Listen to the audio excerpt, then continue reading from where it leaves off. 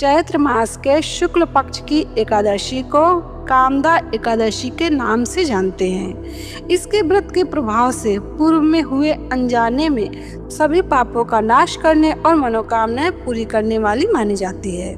पौराणिक मान्यताओं के अनुसार यह व्रत ब्रह्म हत्या जैसे पापों से मुक्ति दिलाता है और पिशाच योनि में पड़े हुए जीव को छुटकारा दिलाकर मोक्ष प्रदान करता है।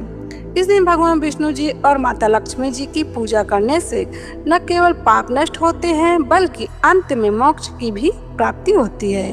कामदा एकादशी की कथा सुनने या पढ़ने से वाजपेयी यज्ञ के समान पुण्य प्राप्त होता है। तो 28 मार्च 2026 शनिवार को सुबह 8:45 से 29 मार्च रविवार को सुबह 7:46 तक एकादशी है। तो उदया तिथि के अनुसार 29 मार्च रविवार को एकादशी का व्रत उपवास रखें। कामदा एकादशी व्रत कथा।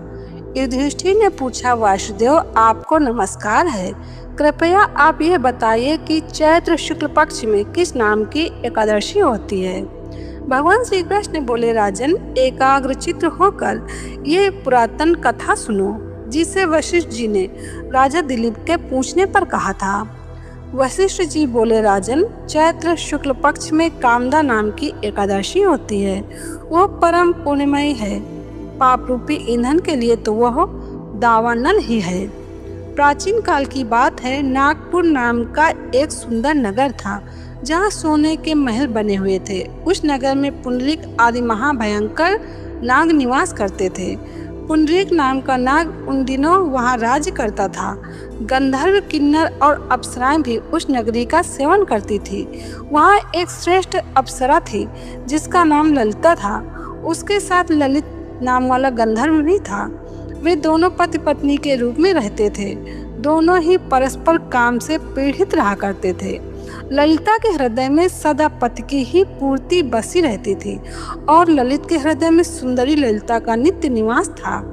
एक दिन की बात है, नागराज पुंडरीक राजसभा में बैठकर मनोरंजन कर रहा था।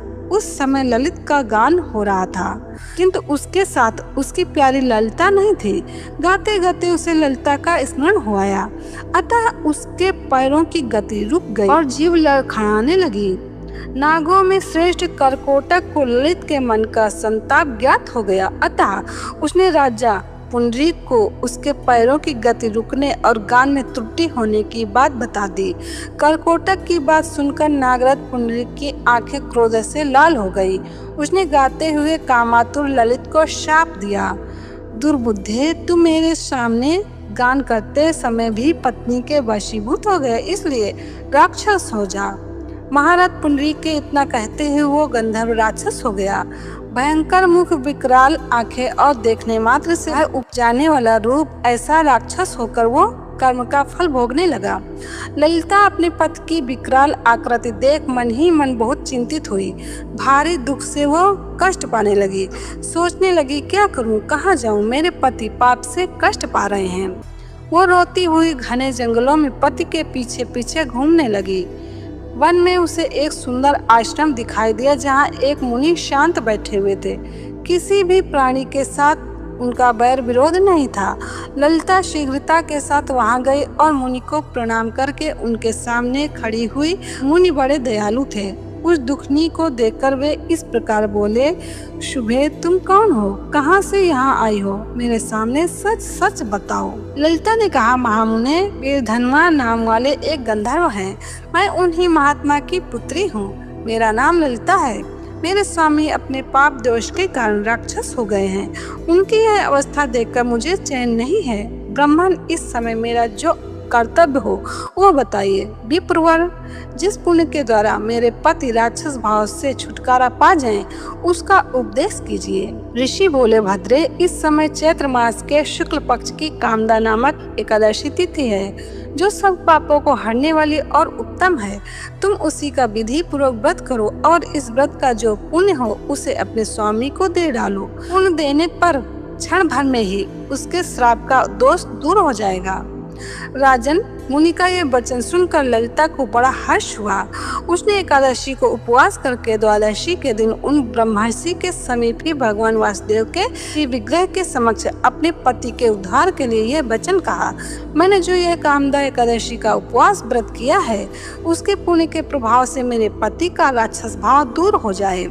वशिष्ठ जी कहते हैं, ललिता के इतना कहते ही उसी क्षण ललित का पाप दूर हो गया। उसने दिव्य देह धारण कर लिया, राक्षस भाव चला गया और पुनः गंधर्वत्व की प्राप्ति हुई। नृपश्रेष्ठ वे दोनों पति पत्नी कामदा के प्रभाव से पहले की अपेक्षा भी अधिक सुंदर रूप धारण करके विमान पर आरूढ़ होकर अत्यंत शोभा पाने लगे। यह जानकर इस एकादशी के व्रत का यत्न पूर्वक पालन करना चाहिए। मैंने लोगों के हित के लिए तुम्हारे सामने इस व्रत का वर्णन किया है। कामदा एकादशी ब्रह्महत्या आदि पापों तथा पिशाचत्व आदि दोषों का नाश करने वाली है। राजन, इसके पढ़ने और सुनने से वाजपेयी यज्ञ का फल मिलता है। सनातन पंचांग।